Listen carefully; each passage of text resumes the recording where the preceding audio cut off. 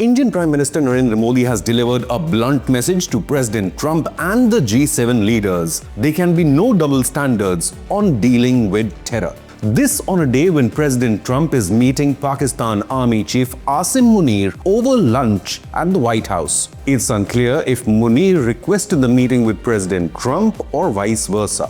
ऐसे देशों की आलोचना में कोई संकोच नहीं करना चाहिए. Meanwhile, Indian Prime Minister Modi held a series of meetings with global leaders at the G7 summit, including Canadian Prime Minister Carney, Francis Macron, Nowadays, you are active on Twitter. as well as Italian Prime Minister Meloni. As always, you are the best. I'm trying to be as you know it. However, Modi declined an invitation by President Trump to visit the United States after the G7 summit in Canada. Instead, now, Donald Trump is expected to arrive in India later this year. Trump has accepted Prime Minister Modi's invite to attend the Quad summit to be held in the Indian capital, New Delhi.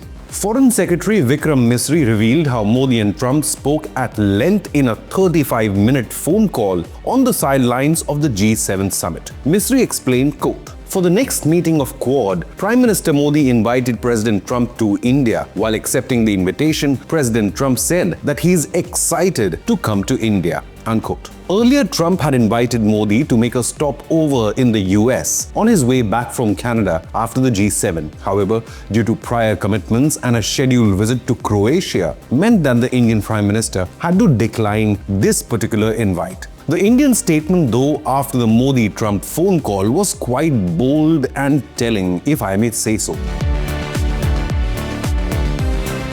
With New Delhi again countering two major claims made by President Trump repeatedly, while admitting that talks were held with the United States during the Indian military Operation Sindoor. Modi claims at no time did the US play the role of a mediator, and that India's decision to pause the operation was simply because Pakistan directly called the Indian military to request a ceasefire. My administration successfully brokered a historic ceasefire to stop the escalating violence. America द्वारा भारत और पाकिस्तान के बीच मध्यस्थता जैसे विषयों पर बात नहीं हुई थी. And secondly, possibly more importantly, at no time was the issue of India-US trade deal discussed during Operation Sindoor. The Modi government maintains that national security is always the priority over economic growth, once again countering Trump, who has claimed to use trade as a bargaining chip to stop the India-Pakistan war from escalating.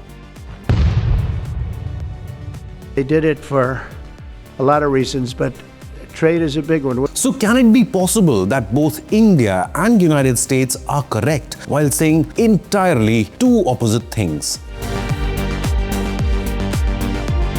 Now, I personally see only one way how both Modi and Trump can be correct. And that is if Trump used trade and mediation during his team's talks with the Pakistani side. He could have used trade and mediation to urge Pakistanis to surrender to India. In fact, Pakistan Prime Minister Sharif himself had hinted the same while thanking Trump for mediation. Beggars can't be choosers.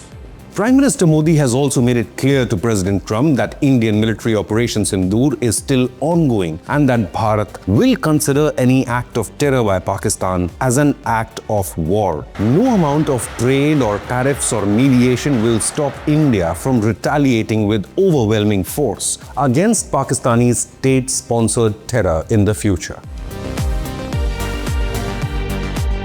Misri also revealed how US knew that Islamabad was preparing an attack on India in response to Indian Air Force and the Indian Army destroying 9 terror bases inside Pakistan. He elaborated, quote, "On the night of May 9th, Vice President Vance called Prime Minister Modi. Vice President Vance had said that Pakistan could launch a major attack on India. Prime Minister Modi had told him in clear words that if this happens, India will give an even bigger response to Pakistan."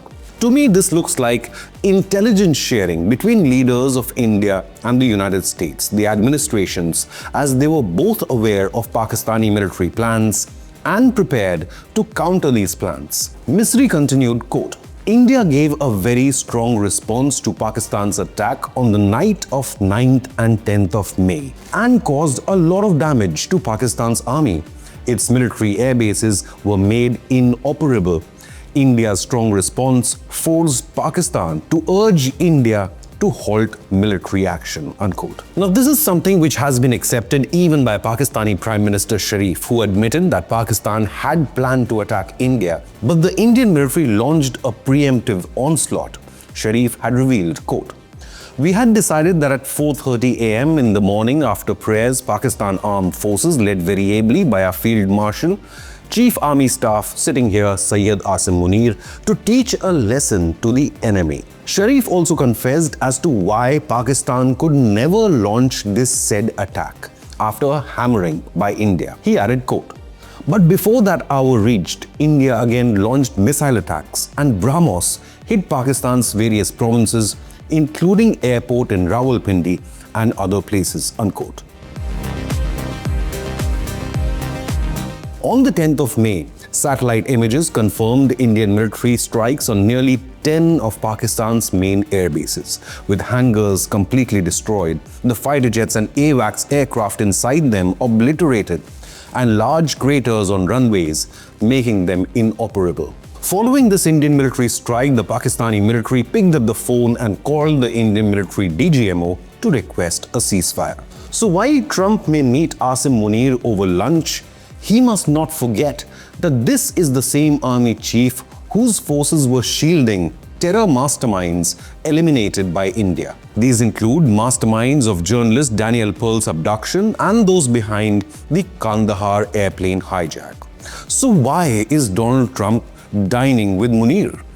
Is it to tell Munir to toe the line and support US and Israeli operation against Iran? Prime Minister Modi's bold message at the G7 was loud and clear. While addressing world leaders, Modi stated, quote, "There should be no place for double standards on terror. Terror is an enemy of humanity. It is against all countries that uphold democratic values. For global peace and prosperity, our thoughts and policies must be clear.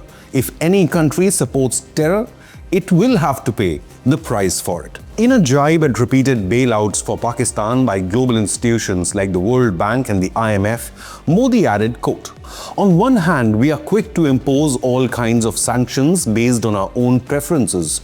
On the other hand, countries that openly support terror are rewarded," unquote.